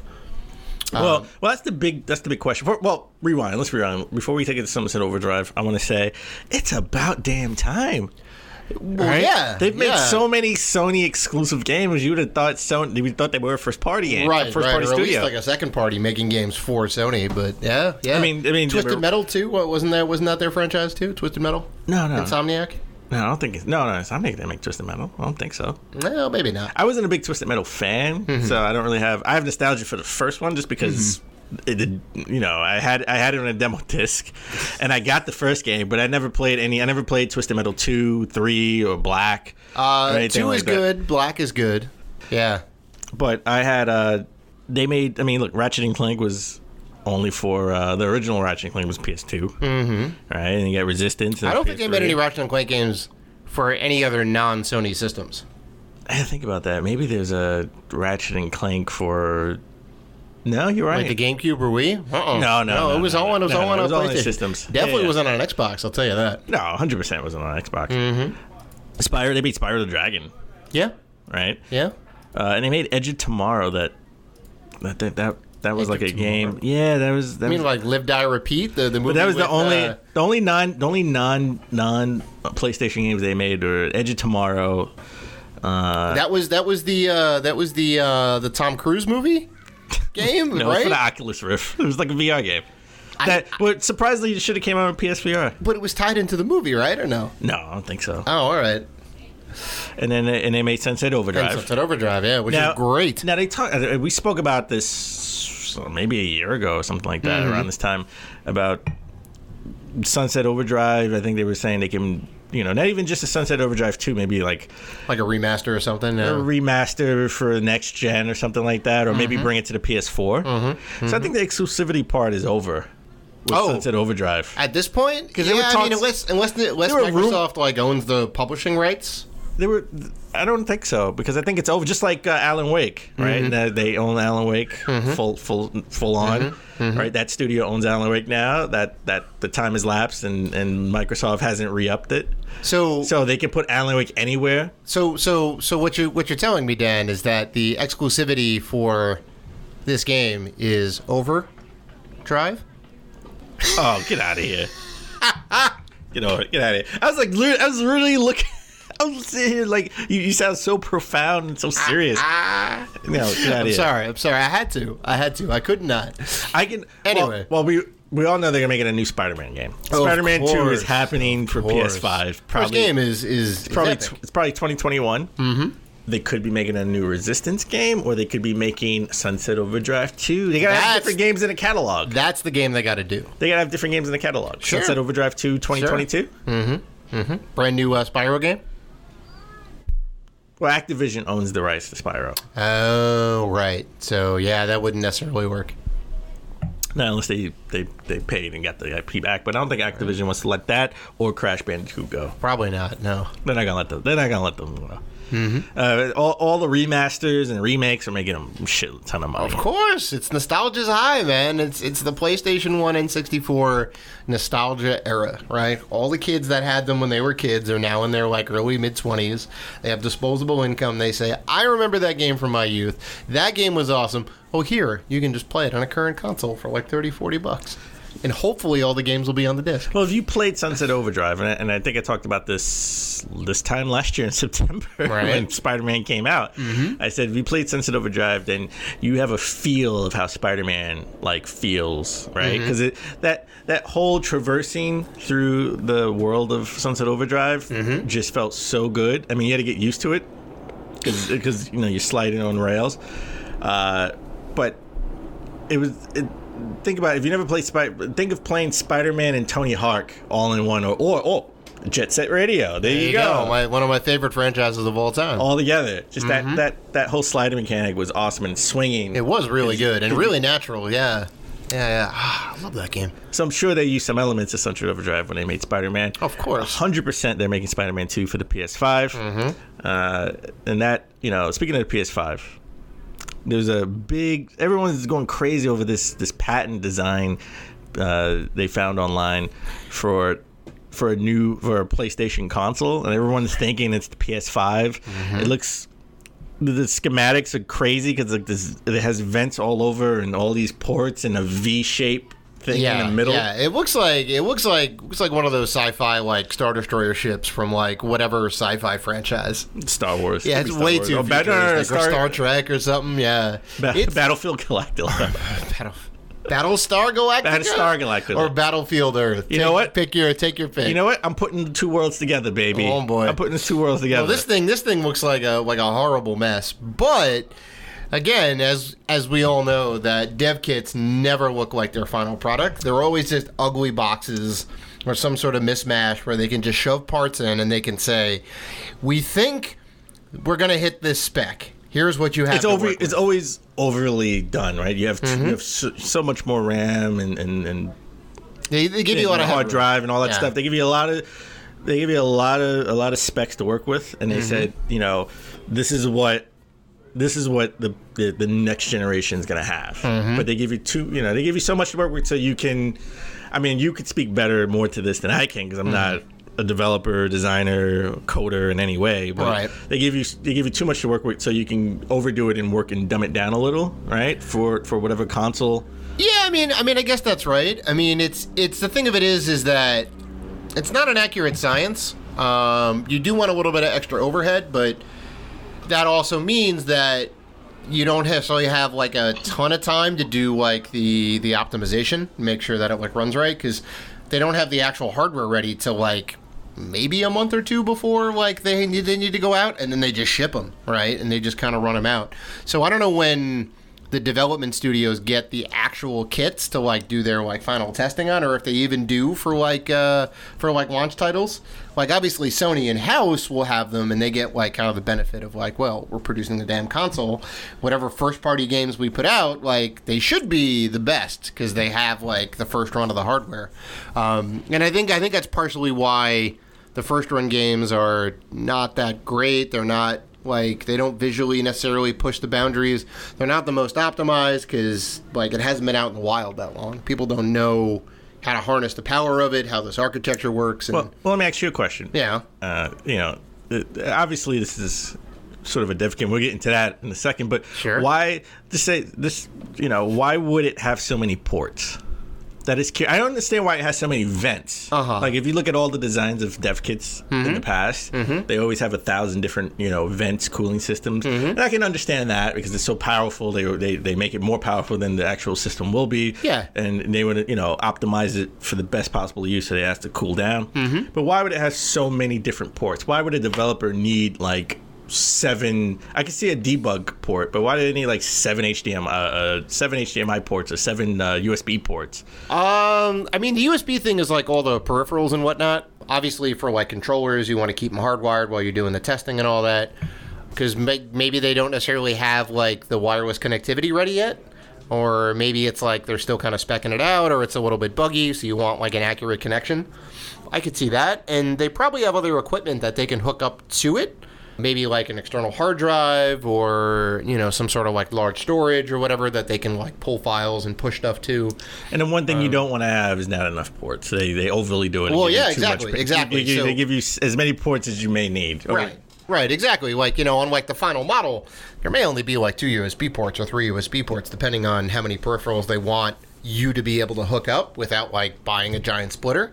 But for like, dev stuff, like, Madden, you need to have 4 controllers hooked up, and see how that experience is, and, not have to worry about like batteries and charging and the Bluetooth connection. So, and there's like probably other stuff that we're not privy to. Maybe there's like little like debug stuff you can hook up via USB. I don't know if there's like a dedicated debug port. Maybe there is. So, okay. Yeah, who knows? Well, I think we're pretty sure that this is a dev kit. Somebody actually tweeted out that, yes, this is a dev kit. Well, developer confirmed, yeah. Somebody made a render of it from the patent schematics, and they put a thing together. It looks ugly as sin. Somebody put it out there, and a dev said, yeah, this is what it looks like. So, and that dev actually got quickly taken down. That like Twitter account got taken down. Yeah, if you try to go it's not there anymore. He's in trouble. Yeah. Like, I'm sure they sign strong NDAs where you can't disclose anything. Right. Especially if everything under wraps. What is the benefit of like coming out? Sure, you get a little bit of notoriety on Twitter. Today is your Not day. anymore. They took it down. Well, yeah, and then the consequences can be awful. In this case, it's like, oh, well, there goes that guy's Twitter account. I'm sure he thought, listen, it's just a dev kit. Yeah, right. I mean, it's the worst kept secret in the world. That I think there were reports of dev kits of PS5 dev kits out there when they launched the PS4 Pro. Right. We're talking about people having PS5 dev kits. Mm-hmm. And I mean, it certainly could be. Yeah, certainly could be. It's a dev kit. It's definitely a dev kit for the PS5. Mm-hmm. Let's talk about Gamescom. Gamescom is happening. Well, it ended as of today. As of today, it ended. Mm-hmm. Final day. But at Gamescom, we got a bunch of stuff coming from Sony. Mm-hmm. Well, more notably, a bunch of stuff coming from Kojima. Mm-hmm. We got to know a little bit more about Death Stranding, and I am got to be honest, I am still confused. even Dan, what are you confused about? The more they explain it, the more I'm confused. What are you confused about? You play as Norman Reedus. He has a giant baby strapped to his back. Chest. And he has to go around and use an extendable ladder to make it rain. To traverse through the land. Yeah. He's got to make it rain everywhere. I mean, it's very obvious. That's the whole entire game. There's no other plot twists involved. The baby can get upset if you just run and jump off a cliff or something. And the baby shakes the baby, and then you got to rock it to sleep, and you can fall asleep. You can pee on a mushroom and make it big. Mm-hmm. They won't show you. They show you peeing from behind, right? Well, yeah. In the front. Yeah, sure. You want to keep the game. A light R. You don't want to go heavy. I mean, if you find a mushroom, if you pee on it, it'll grow. Mm-hmm. I don't know why. It's kind of there's gonna be some gameplay mechanic that kind of works, and you're gonna be like, now that all makes sense. This is. It looks like Far Cry meets in Breath of the Wild, where you can see as far as you can go, and you can go there, and you can go anywhere. You can just need a ladder. Yeah. Right, which you have. Mm-hmm. Lots of interesting traversal mechanics, I think. He's Superman, apparently, because he has like this huge crate on his back that he can still run and jump and climb ladders with. It could be a power suit, for all we know. Makes him a Power Ranger. Norman Reedus Power Ranger. I mean, yeah, sure, It's Kojima. Anything is possible. Yeah, but Kojima and Jeff Keighley are like BFFs. Uh-huh. They love each other because... Jeff Keighley's in the game. Mm-hmm. He didn't even know he was in the game. He did mocap. So his likeness is in the game. His likeness is in the game. Not his voice. Mm-hmm. There's a voice actor playing him. Mm-hmm. But which is weird. Why wouldn't you just get Jeff Keighley? Because he didn't want him to know. He wanted to keep it a surprise. He didn't know if he's going to use it. But yet he got his head mocapped. Somehow, some way, got his head mocap. Probably when he went to visit the studio. No, he did. Just step in the machine. No, he said he mocapped like 2 years ago. Right. So he's like, why don't you go step in this machine? We'll get your head mocapped. And probably made a cute little video. And he's like, oh, it's neat. Little did he know. He would be in the game. Yeah. So it's a pretty nice surprise, no? I mean, yeah, no. What if you went to like Nintendo or whatever, or like EA or whatever, and they're like, I want you to step in the mocap thing. We'll do some fun stuff for you. And then like 2 years later, boom, you're in the next Mass Effect. Or in the next Gears of War. I'd have been like, awesome, cut the check and let's go, baby. Cut the check. Let's go. Let's go, baby. Cut the check. I didn't say there was money involved. I just said they'd use your likeness in the game. Cut the check. I want to wear a Rated G for Gamers t-shirt too while I'm in. Oh, there you go. Of course, you got it. You got to represent it. You got to put it behind a paywall. You got to pay $1.99. Oh my God. With this shirt. No. You can't do that. And they had, I guess maybe in the hub world where you go. Mm-hmm. They had a female character come in, and she has like a baby. She had a baby born into the other world that was floating in the sky, still attached to her through the umbilical cord. I am so confused. I have no idea what the hell's going on. He explained it, and I still don't get it. I don't know why she has a dead baby in the underworld still attached to her, floating over her. That all will be revealed when you play the game. I'm telling you. This better be one hell of a story. It's gonna be. Kojima does nothing less than tell a crazy story. If I pee on the mushroom and it grows, why do I need this giant mushroom? Again, all will be revealed. So, I'm still confused. But let's stick with Gamescom.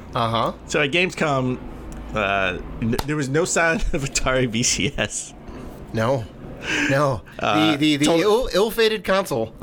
But we did get a new we did drop a new video for the Intellivision Amico. Video is a strong word. It's a trailer. It's a hype trailer. It's a hype trailer. It's a hype trailer with almost zero gameplay. They want to make games simple again.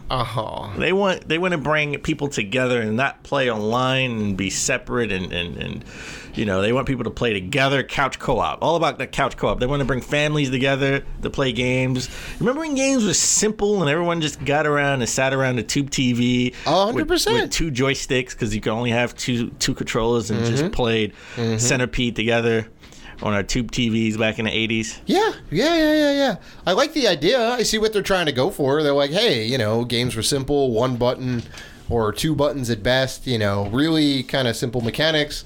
And you just kind of go at it. Your ice hockeys, your tank games, your air, sea battles. Like, it's cool.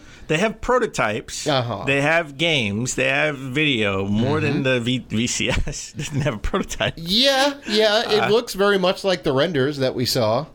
So people have played it. Unlike the Atari VCS, no one's played it. Mm-hmm. So I am, and people are under NDA. They can't talk about what they played. Mm-hmm. But I am intrigued. I'm intrigued. I'm interested in it. I'm not saying I'm gonna, and this is coming out October 2020. I'm not saying I'm gonna buy this over a PS5. I'm just saying I'm intrigued. So more so intrigued than I am with the Atari VCS. So this is like a year away. You said October 2020, right? Yes. That I'll say this. I think we're already beyond the nostalgia factor for the Intellivision. I don't think anybody's nostalgic for the Intellivision. Right. So this thing, like, when they're trying to, like, let's get back to basics with video games. Well, Dave, when you played the Intellivision when you were in college, are you nostalgic for it? I never played the Intellivision, Dan. I don't think I've played it to this day. I've never picked up an Intellivision. You never played controller. the Magnavox Odyssey? No. I was an Atari kid, man. I was an Atari kid. All right. So you're nostalgic for the Atari VCS now. I mean, I love that wood grain.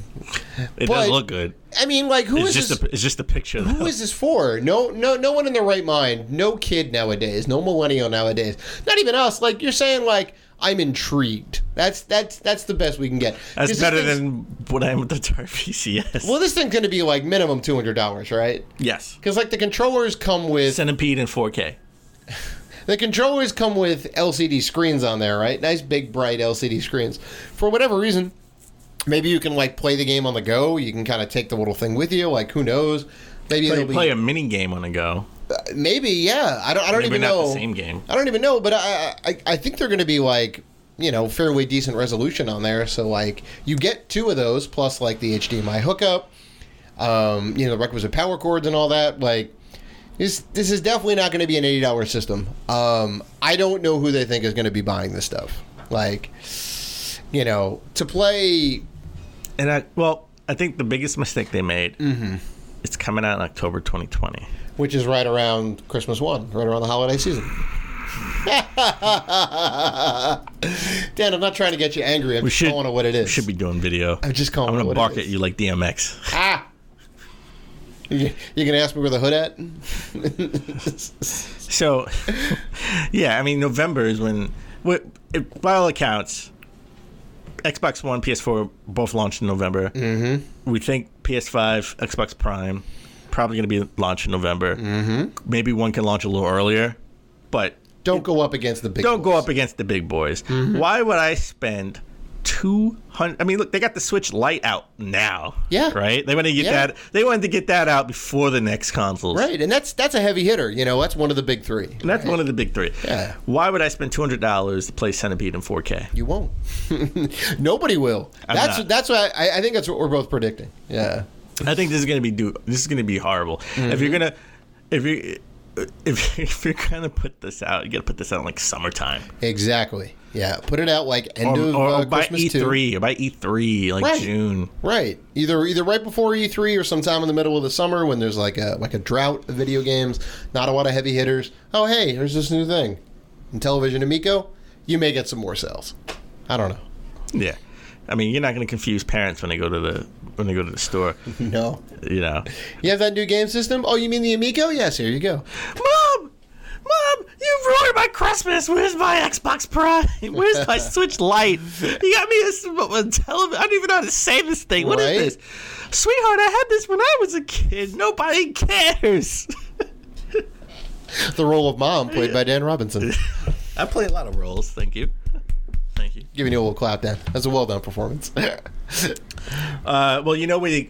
first of all, I don't know who's selling the Intellivision Amico. Amazon. Other than maybe retro stores. Oh yeah, retro gaming stores could sell it. True. All right. True. And maybe you know what? Who's buying? Who's going to pick up a television? Maybe someone's going to steal one. We both don't think people are going to buy it. No, it's true. That's true. But stealing from a retro gaming store is immoral. That never happens. Dan, hasn't happened till today. Or at least this week, or recently, I guess. Well, the last week or so. Oh my God, you're putting out bad juju vibes today. In the last like, it's gonna week be in the news. So I heard about this story. I mean, this is crazy. A big retro gaming store in Missouri. Yeah, Fenton, Missouri. Had a huge theft. They stole $100,000 worth of rare games from the safe. That's in the back. Let that sink in, folks. That's like 14 Little Samsons. That's a lot. 14. He had to do the math in his head. Yeah, this is not 10,000 copies of Super Mario Brothers, the original, or even Mario 2, or even Mario 3, or even Mario World, right? These are big games that were taken, right? They took over 150 games. Little Samson included, yes. Of course. Little Samson was included in that. When you get to six figures, you're dealing with heavy hitters.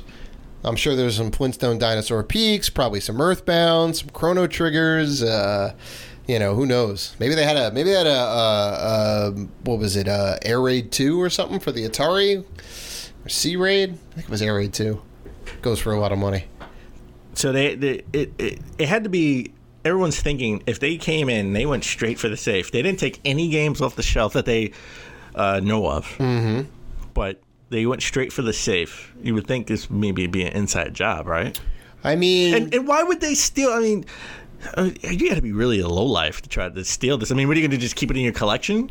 Because if they had a Nintendo World Championship card, right? Those are numbered, right? So if you sell it, they're going to know what the number is, right? That's going to be out there. Yeah, you're right. And even like beyond that, because these games are heavy hitters, because there's not a lot in circulation, if you put one of these up on eBay, they're probably going to find out about it, right? I'm sure they have alerts for all of the games that got stolen to see if and when they pop up on eBay. Because these people are probably going to be spinning it that way. No. You don't think so? They're either going to keep them for their collection and that's it? I think that they could be. I don't know, man. To steal all that stuff is, it's just awful. Like, how could you do that? And B, I think you're right. I think it was an inside job because cracking safes ain't just like throwing a piece of dynamite around the thing and letting the thing crack open. I know this is not a video game. No, it's real life. No, it's not Red Dead. It's real life. Yeah, and safes have become a lot more advanced. They have digital locks on there. The locking mechanisms are a lot more hardy than what they used to be. You can't just take a stethoscope and hold it up to the thing and listen for the click. It's not how it works anymore. So. Well, listen, they had insurance. I would assume they had insurance for this. They had to have insurance for this. So hopefully they'll get reimbursed. Yeah, hopefully they get the value of what these games are worth because, it's up to the insurance company to value these games, right? Yeah.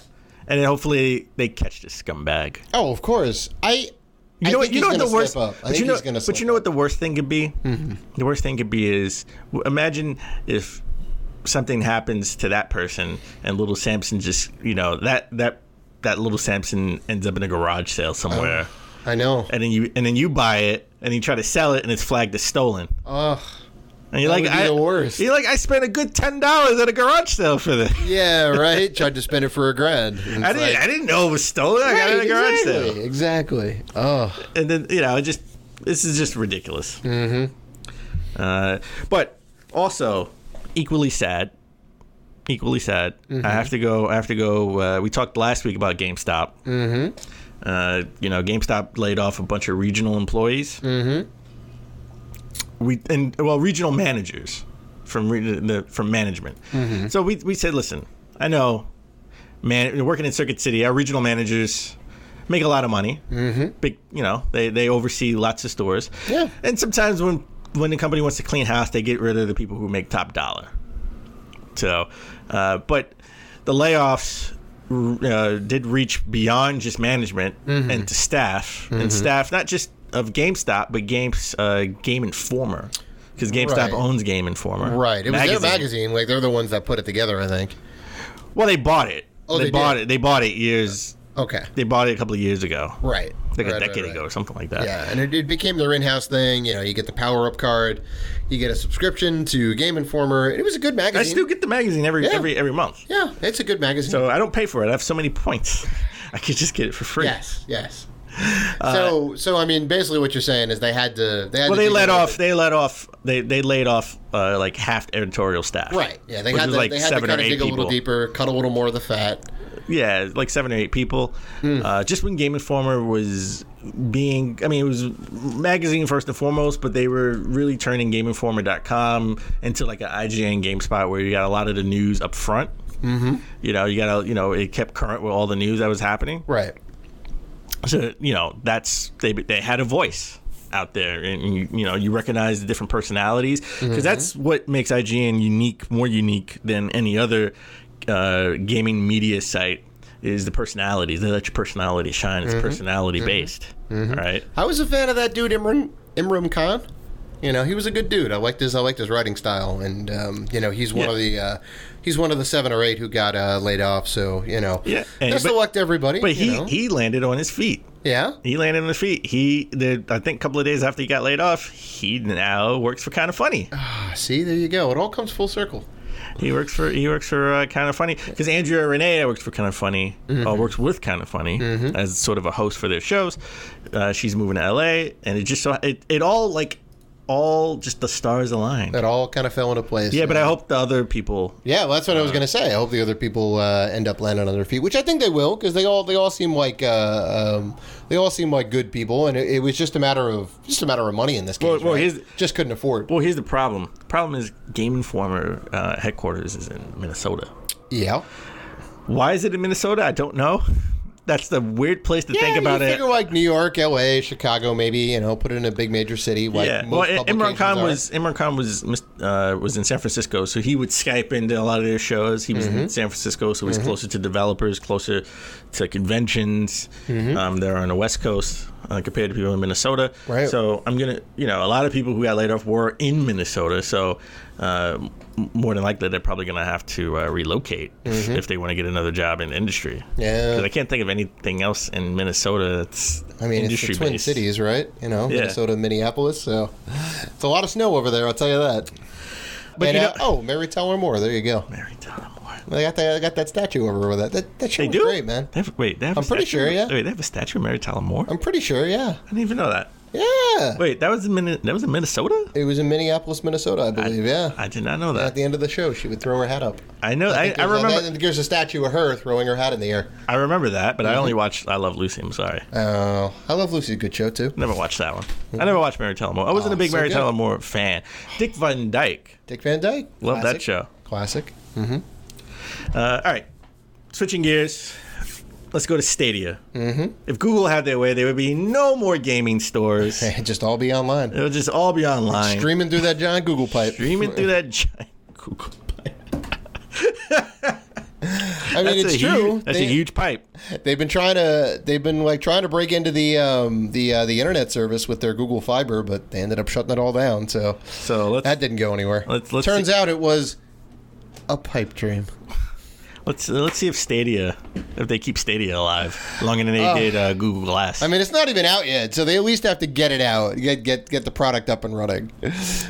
So they sort of had a press conference or an announcement at Gamescom.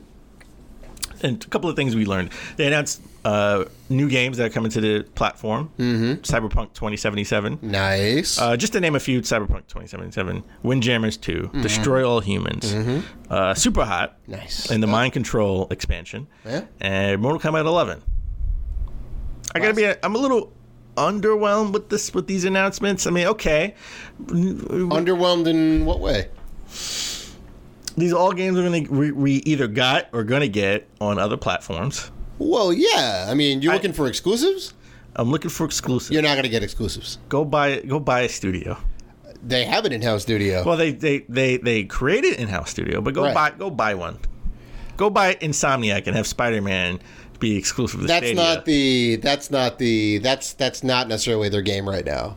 Their game is hey, you don't go buy Double Fine and put Psychonauts 2 exclusively on Stadia. Their game is you don't need to spend $2,000 on a gaming machine. Sign up for our system, and we'll give you the little box and the whatever.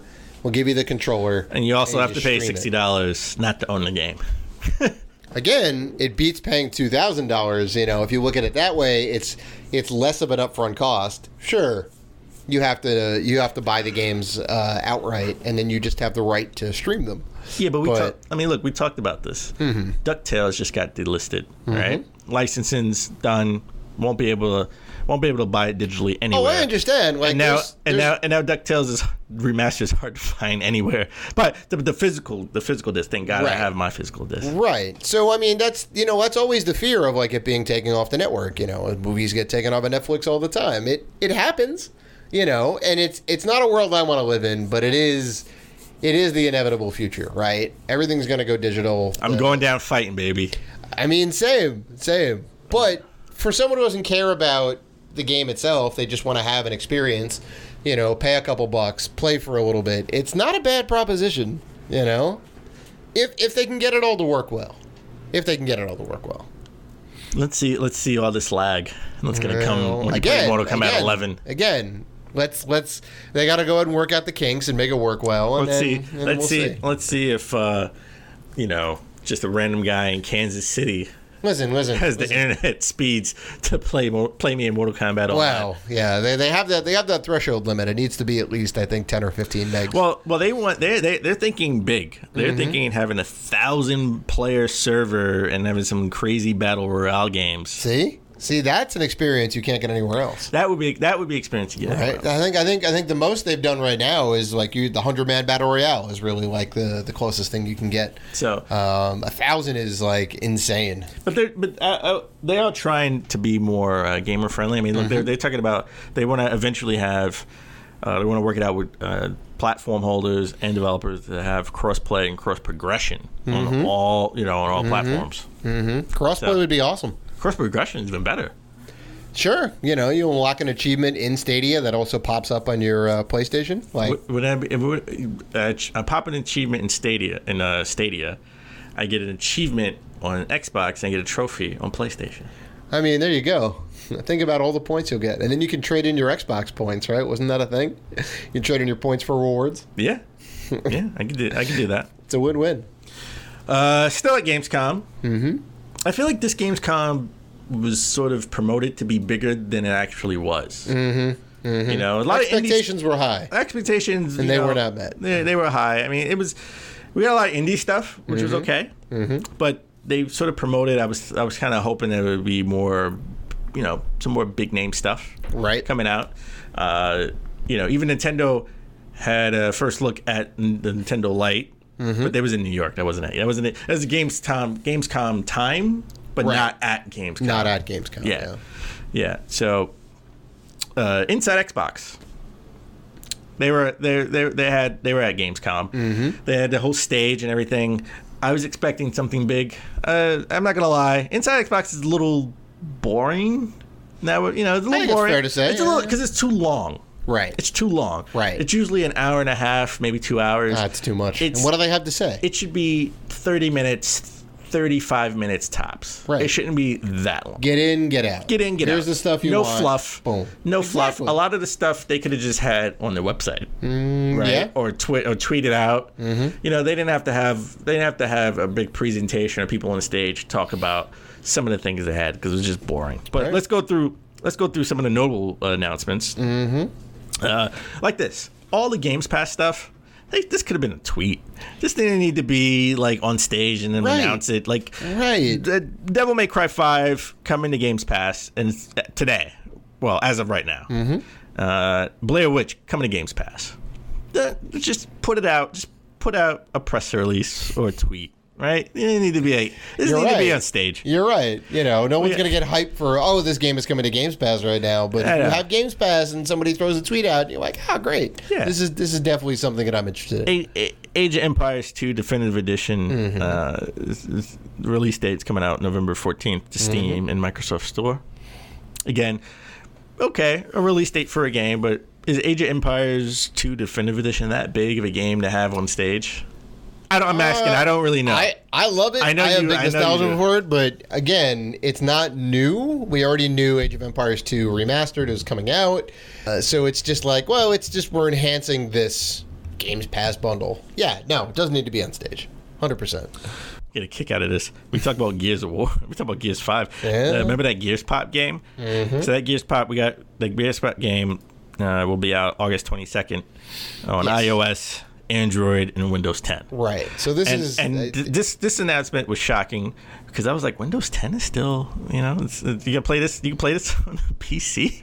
Yeah, I mean it's definitely a mobile game with heavy microtransactions. But you can play on your PC. Right. It's a cute little Funko Pop game. Or they had Windows 10 on your phone because it was like people still have Windows phones. No, definitely not the Windows Phone. Okay, good. That platform is dead.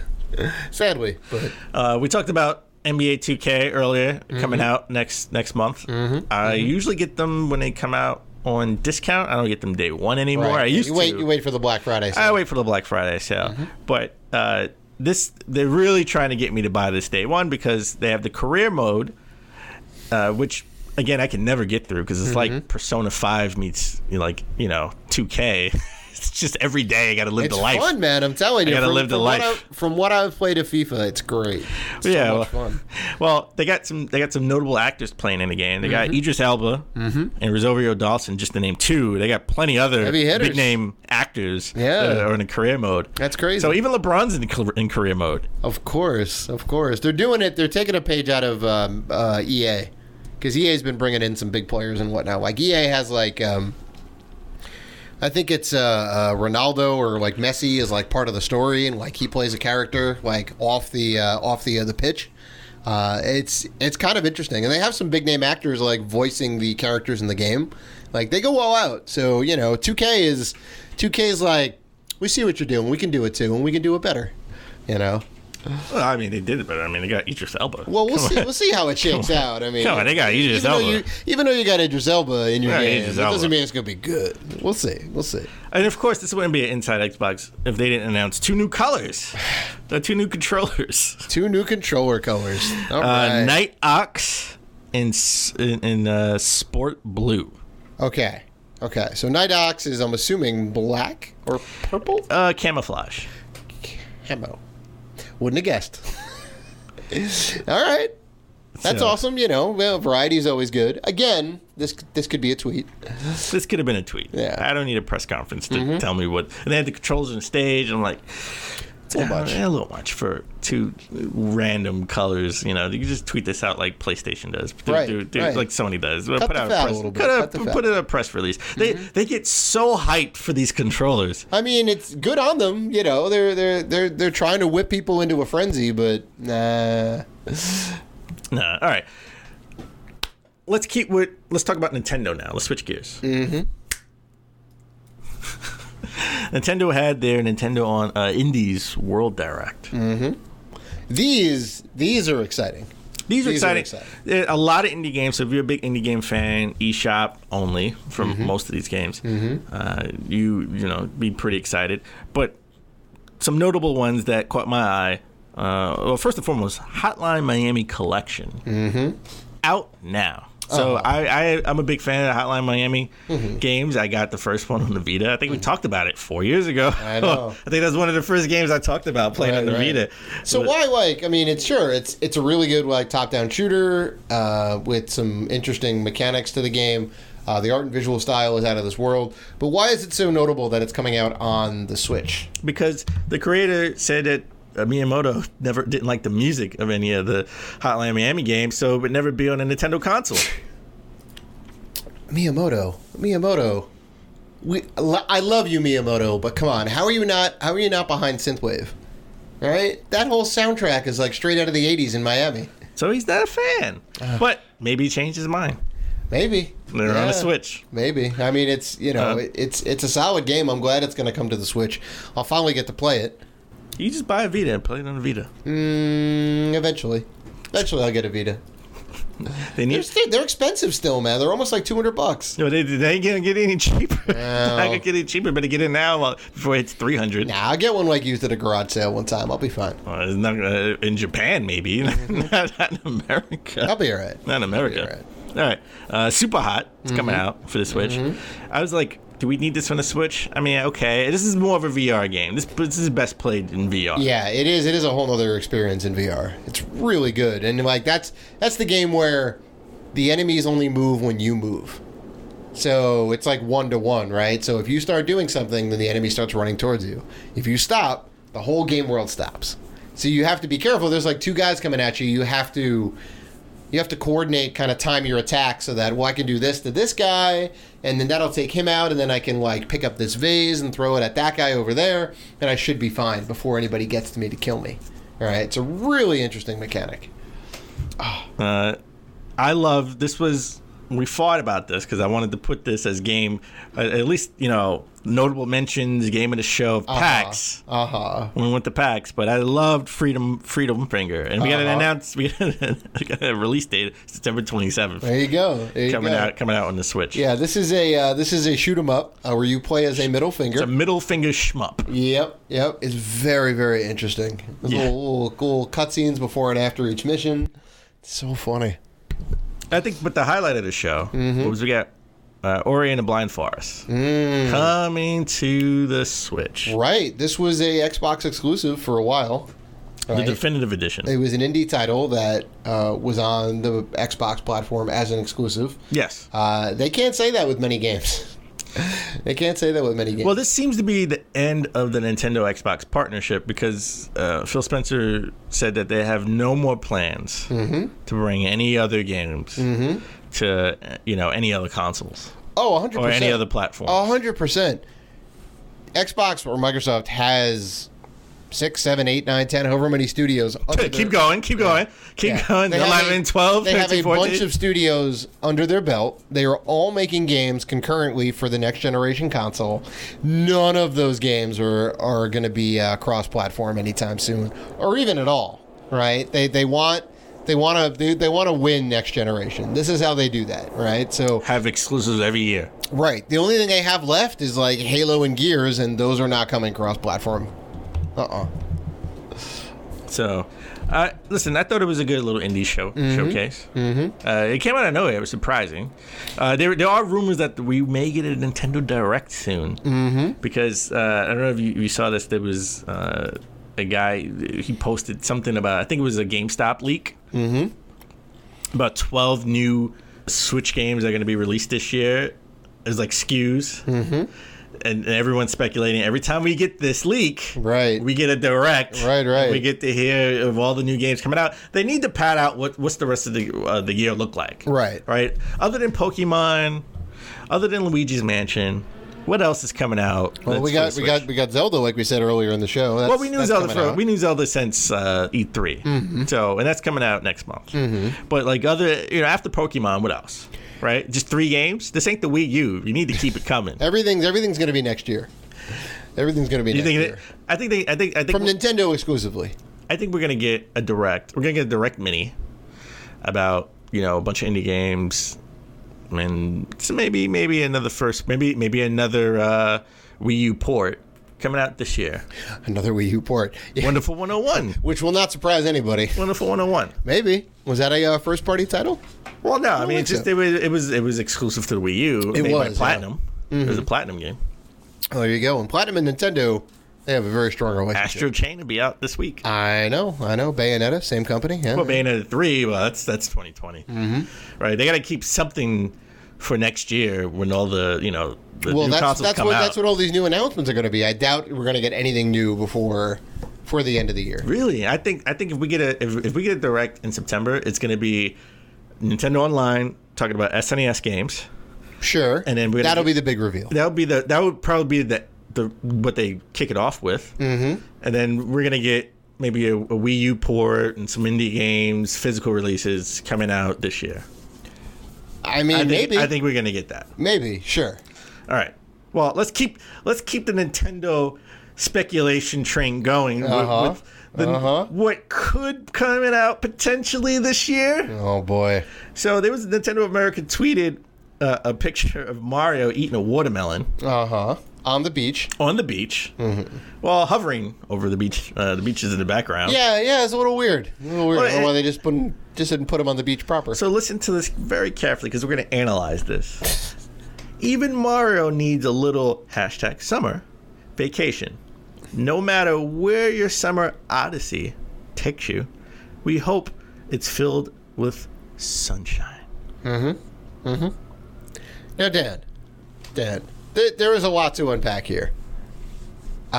Conspiracy theorists are running wild with this. AKA me. You had some ideas about what this could mean. Well, everyone is focused on the word sunshine, okay? And they're thinking this is going to be Mario Sunshine. So Mario Sunshine port coming to the Switch, which, if it is, awesome. I hope it is. I want it to be a port or a remaster? A port. Well, remaster. It can be a remaster. Because a remaster takes more work. But man, I'll take either. High res HD visuals. I'll take either. Oh, sure. I mean, listen. I played it for the first time 3-4 months ago, right? When I hooked up the GameCube. Get out of here. I've never played Mario Sunshine. Get out of here. You said you had that same look 4 months ago. Get out of here. And I said, I don't know how I like the mechanics of... I'm sorry. I'm always going to be surprised. You don't want to know like the mechanics of it? I don't know like the mechanics of it. First of all, it ain't a beloved Mario game by any means. What? It's not. Look at the internet. They don't know what they're talking about. It's not a beloved. Is great. Everyone says, and I keep hearing this all over, especially now since this tweet came out. Everyone says Mario Galaxy should have been the first Mario game on GameCube, and then you put out Mario Galaxy 2 and then Mario Sunshine on the Wii. Why? That's weird. Why would they say that? Everyone's saying that. I mean, a bunch of people said that. RGT85 said that. I think Spawnwave even said that. It would have been a better bet if they put Galaxy, which was a better game. Well, it was a very good game, and I think if they would have put the first one on the GameCube, and then on the Wii you had Galaxy 2 and Sunshine, then that would have offset some of the bad taste for Sunshine, because people didn't like Sunshine when it came out for the GameCube. You wouldn't be able to do that because they experimented with the mechanics of Galaxy in Sunshine. Some of those little warp pipes and whatever would take you to certain levels that were the predecessor to what they did in Galaxy. So They were experimenting with some new stuff and this and that, and they said, this is an idea, we can go ahead and run with this. And I think it took them a little bit more time to flesh it out. It took them a good 6-7 years until Galaxy 1 came out in 2006. I haven't played Galaxy 2. I played a little bit of Galaxy 1. I gotta say, they're amazing games. Yeah. Much better than Sunshine. Not a big fan of Sunshine, but maybe that's me playing on a tube TV with the GameCube controller. I don't have nostalgia for it. But if it's remastered on the Switch, I'll definitely give it. I'll definitely play it and beat it. It's a very good game. I don't know why people were dogging it. I mean, it's no Super Mario Brothers 3, Dan, but nothing. Well, nothing can be Super Mario Brothers 3. Nothing can be Super Mario Brothers 3. I know, except Super Mario World is a better game. See, there you go. There you go. Dan Robinson with the wrong opinion. So let's go with the conspiracy. My conspiracy theory. All right, everyone is focused on Sunshine. I'm focused on Odyssey. Out of all the words you could have chose, why Odyssey? Okay, so we got 3 keywords: vacation, Odyssey, Sunshine. Look at the picture. Mario has 10 toes. Why is his feet in the picture? We don't need his feet. Why didn't he have sandals on? They're showing his toes, 10 toes. Look at the watermelon. He's eating a watermelon. Look at the watermelon seeds. There are 4 watermelon seeds in the watermelon, prevalent. Look at the seeds on his face. Why are the watermelon seeds sticking to his face? And it's 2 of them. You know what this tells me? What is that? What does that tell you, Dan? My detective skills. I deciphered. I broke the code. Go ahead. Okay. Lay it out for all the fans. All right. You ready? Are you ready for this? I'm ready. 10 toes. October 10. It's the 10th month. 6 watermelon seeds, okay, all together, but 2 on the cheek. Your face comes first, then your hands. 4 in the watermelon.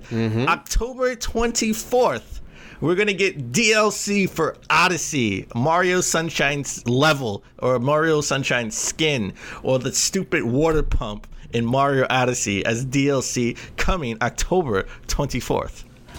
Dan, I've cracked the case. I've solved it. Dan, I gotta say, you make a very compelling argument. I put it together, baby. It very well could be. How amazing will it be when Dan Robinson gets proved right? My God.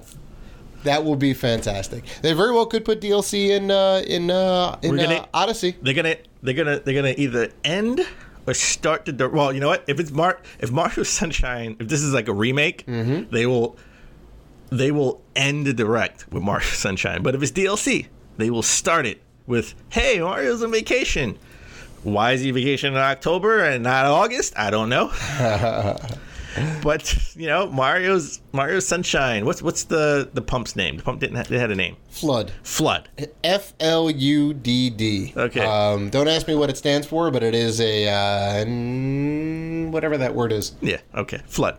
Yeah. Flood. The Flood will be Mario. It will be a DLC with a new level, more moons to pick, more moons to find, and Mario Odyssey. Yeah. Book it, October 24th. All right. Right, a week before Halloween. A week before Halloween, which is Luigi's Mansion. Luigi's Mansion 3. There you go. There you go. So, I mean, Dan, I think we've done it. We've run through all the news. We've gone through all the highs and the lows. We went through our pickups. You cracked the code on this Nintendo tweet. I think we did it. That's episode 191 in the books. Before we go, though, just a reminder that we have our giveaway going on for August. And you have until the 31st of not October, but of this month, August, to enter to win one copy of Control for the console of your choice, PlayStation 4 or Xbox. So head on over to our Twitter, @RatedG4Gamers, for contest rules and entry details. If you want to interact with us, like in this contest, and we know you do, you can find us on Facebook, Twitter, Instagram, and YouTube @RatedG4Gamers. So, please listen, like, rate, review, and subscribe. And as always, keep gaming.